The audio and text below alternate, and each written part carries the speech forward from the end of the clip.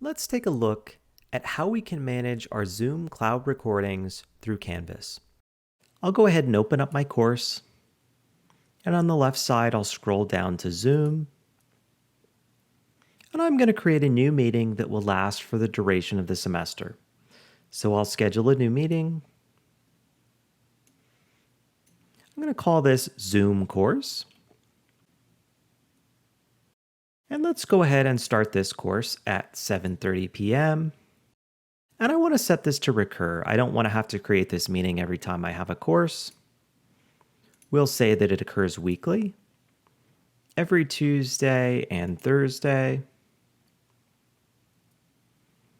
And it will be required that you set a passcode or a waiting room on your Zoom meetings.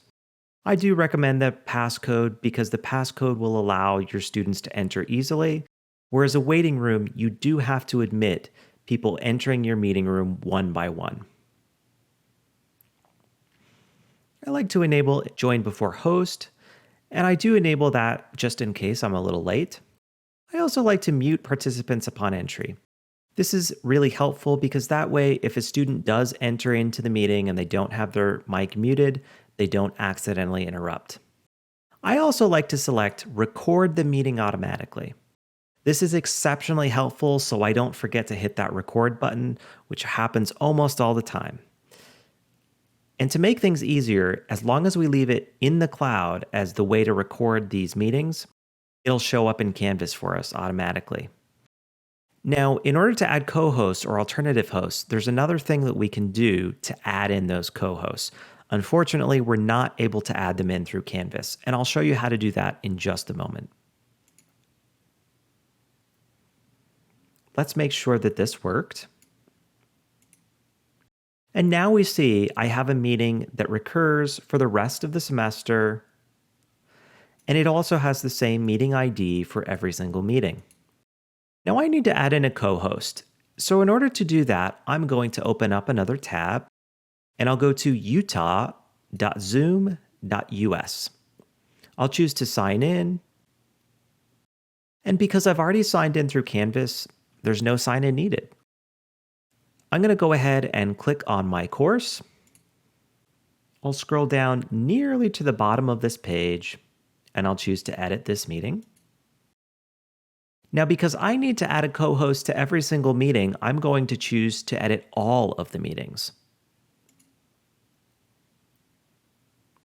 From here, I'll scroll down. And I've got Ron Vorwaller added as my co-host.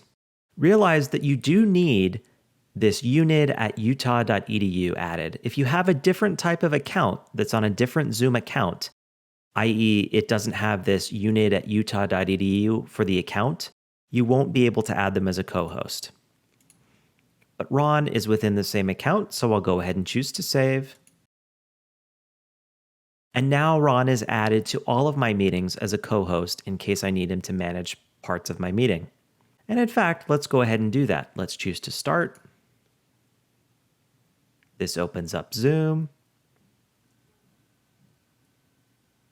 We don't need any audio today, and we're set. The other thing you should realize with this automatic recording is that if your course gets off track, you can just pause this recording at any time and then resume this. You could, of course, also stop this recording if, for example, you had questions at the end that you didn't need to record, or you just want to have a more casual ending. And I'll go ahead and hit stop on this recording. And the other nice thing about this is once this recording is done converting, we'll receive an email that says it's ready. I'll go ahead and end my meeting now. Now let's jump back into Canvas and see how we can publish this cloud recording. We'll go to the Cloud Recordings tab, and this is where we'll see our recordings. Do keep in mind, as I mentioned, once you've finished a course, it will take some time for those cloud recordings to be processed. They don't show up instantly, so you may need to wait, but you'll receive an email once that recording has been processed. In order to publish this, I'll simply press this button here. Now, in order to make this viewable by my students, I need to do one more thing. If students were to go to Cloud Recordings here, they would see the recording, but it would ask them for a password to view that recording. So to get that password, I'll go ahead and click on the topic here. I'll click on the share link, and then I'll copy this share information. And notice here it has a passcode that students will use to view this video. I'm going to go to Announcements. I'm going to create a new announcement. So I've created a title for my Zoom video, and I've just pasted in this content that includes the passcode. And if we go into this recording here,